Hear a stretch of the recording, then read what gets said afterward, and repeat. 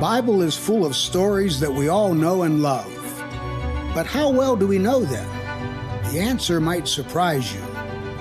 The Bible you thought you knew is going to dive deep into the exquisite details of the biblical stories that make them fascinating and transforming. More stunning than being swallowed and then being vomited onto dry ground is the fact that Jonah spent 3 days and 3 nights in the belly of this creature, during which time he composes a very poetic prayer. Plus, any fifth grader could tell you that a whale is not a fish, not even a big fish, but a mammal. We'll get to that in a little later. For now, let's start at the beginning of the tale. The story begins when God commands Jonah ben Amittai to go to Nineveh. That great city, which is Nineveh, and God wants Jonah to call it on the carpet for its wickedness. That's in verse 1 of chapter 1. The Lord has recently been made aware of the city's evil and wants to do something about it. Jonah is assigned the task of crying out against Nineveh's wrongdoing. But Jonah was not interested in this. After all, Nineveh was an Assyrian city, whereas Jonah was an Israelite prophet. Though he is never called a prophet in this little book, consisting of 4 chapters, God is still demanding that he cry against the city, which sounds suspiciously like a prophetic task. In any case, Jonah does not want to do this.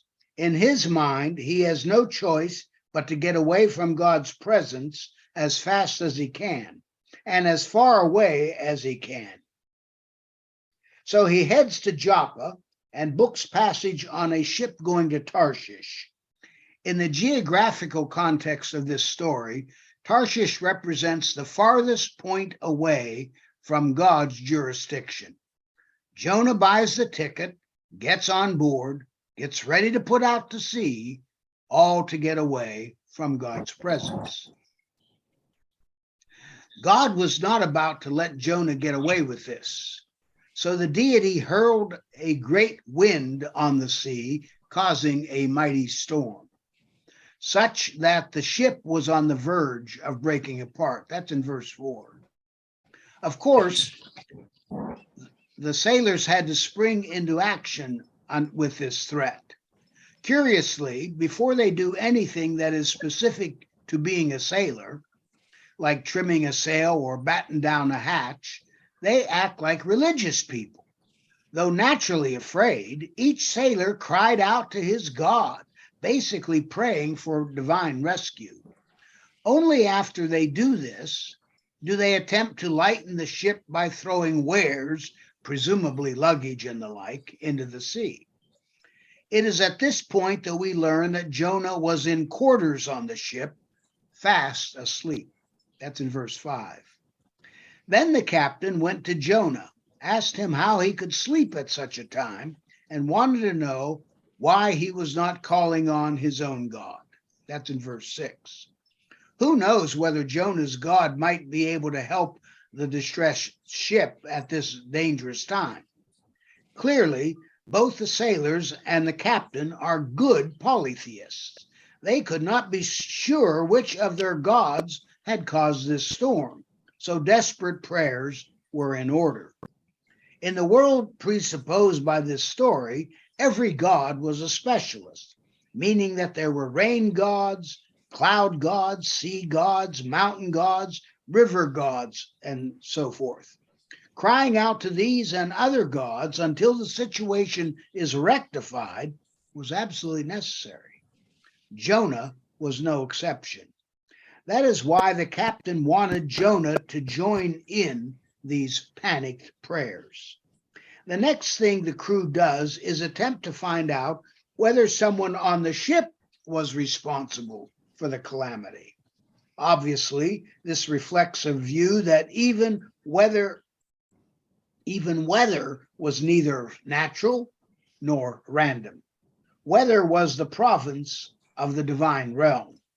The sailors wanted to find out if one of them or if one of their passengers had angered some deity who had just sent this terrible storm. So they cast lots, an ordinary way to discover a culprit. Sure enough, the lot singled out Jonah as the one whose God was behind the storm. That's in verse 7. They immediately pepper Jonah with questions as they try to get to the bottom of the disaster. They ask, 1, who is responsible for what is happening? 2, what is your occupation? 3, where do you come from? 4, what is the name of your country? 5, to what people do you belong? This is all in verse 8. Without hesitation, Jonah responds. He says, I am a Hebrew, which was another way of designating Israelite identity. Furthermore, he points out that he fears the Israelite God, the Lord, YHWH, which means that he is a devotee of that deity.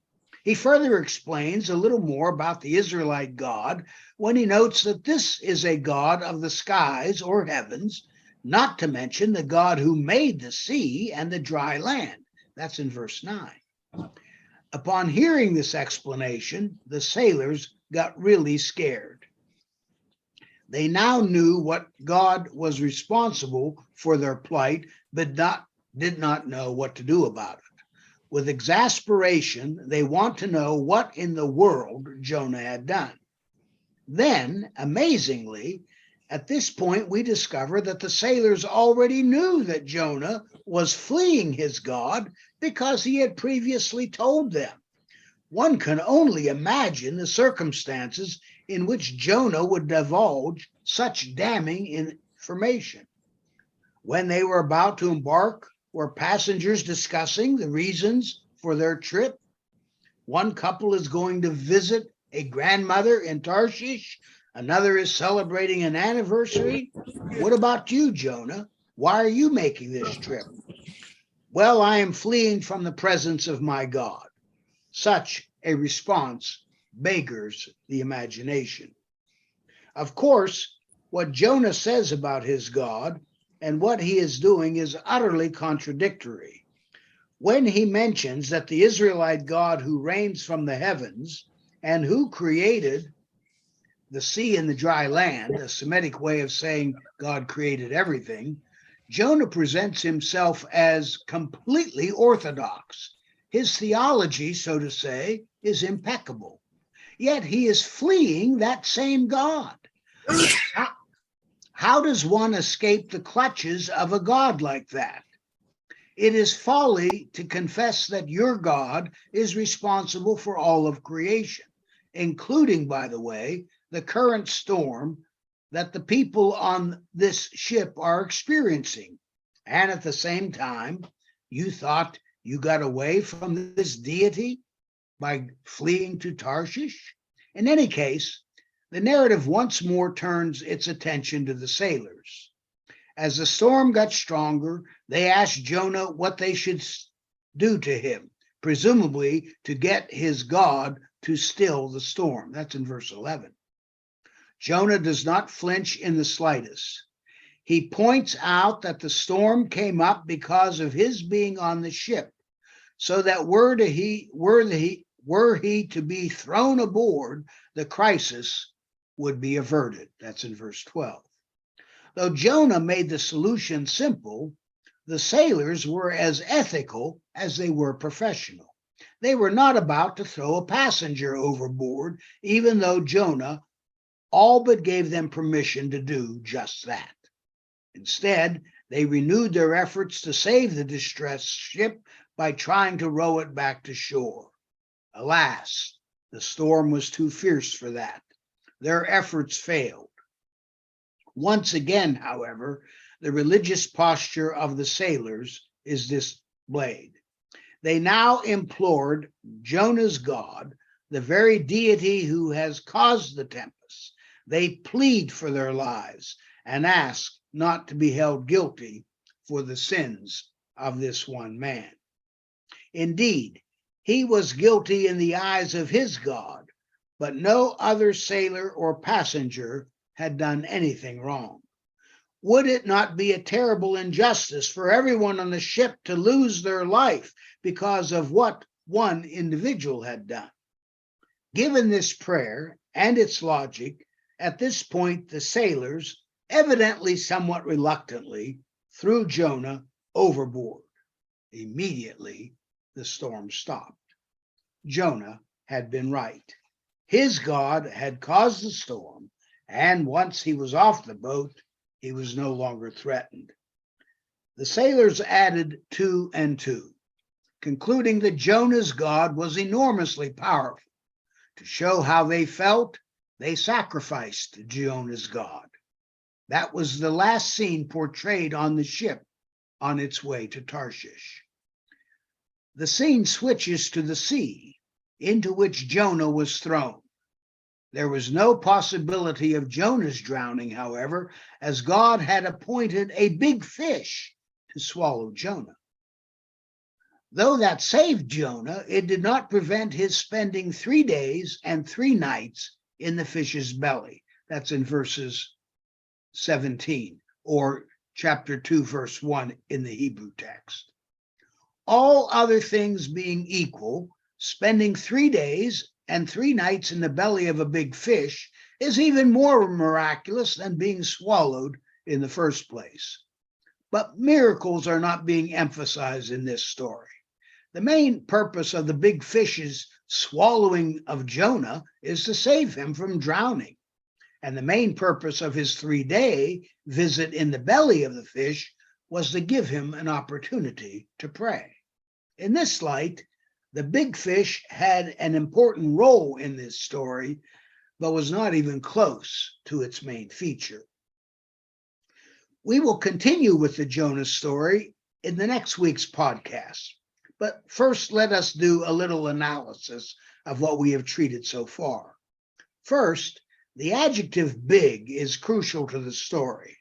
This is missed sometimes because of the vagaries of translation into English. When Nineveh is first mentioned, it is called the big city. That's in verse 2 of chapter 1. When the storm hit the ship heading to Tarshish, it was a big wind. That's in verse 4 of chapter 1. When Jonah told the sailors to throw him into the sea, he acknowledged that only then would the big storm desist. That's in verse 12 of chapter 1. When the sailors threw Jonah overboard and the storm stopped, they were overcome with big fear. That's in verse 16. Finally, when Jonah was cast into the sea, the Lord saw to it that a big fish was ready to swallow him. That's in verse 17, or Hebrew chapter 2, verse 1.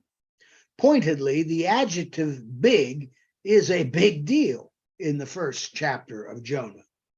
The ingredients were a big city, a big wind, a big storm, a big fear, and a big fish. This makes for a big story with a big lesson. Second, the depiction of the sailors and the contrast with Jonah is more than instructive. The sailors were not only professional, but also religious and ethical.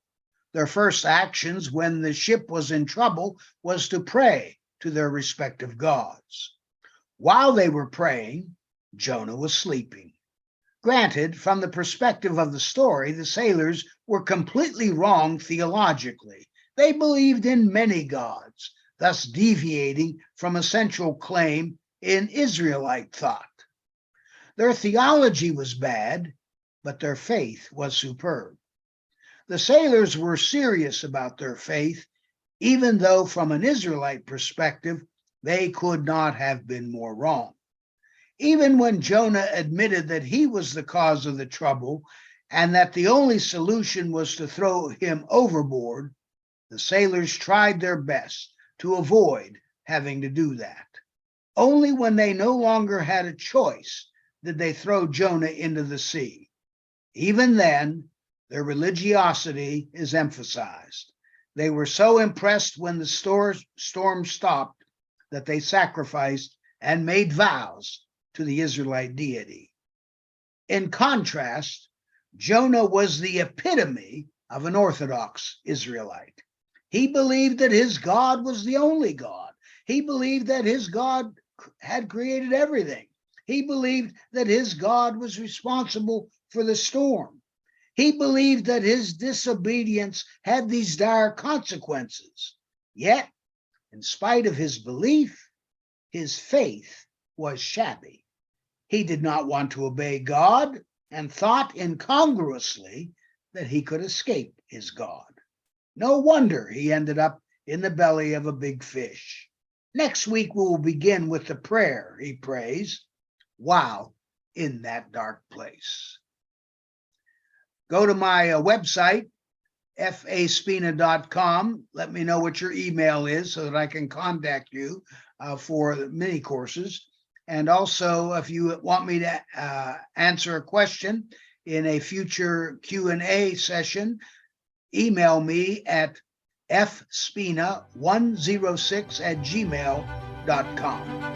I want to thank you so very much for listening to The Bible You Thought You Knew. I have a question for you. Do you have a question or topic that you'd like me to cover on the podcast? If so, all you need to do is head over to Apple Podcasts and do two simple things. One, leave a rating and review telling me what you think of the podcast. Two, in that review, ask anything you want related to the Bible. That's all you have to do. Then, listen in to hear your question answered on a future episode. Join us next time on The Bible You Thought You Knew when we discuss Jesus' personal Bible. God bless.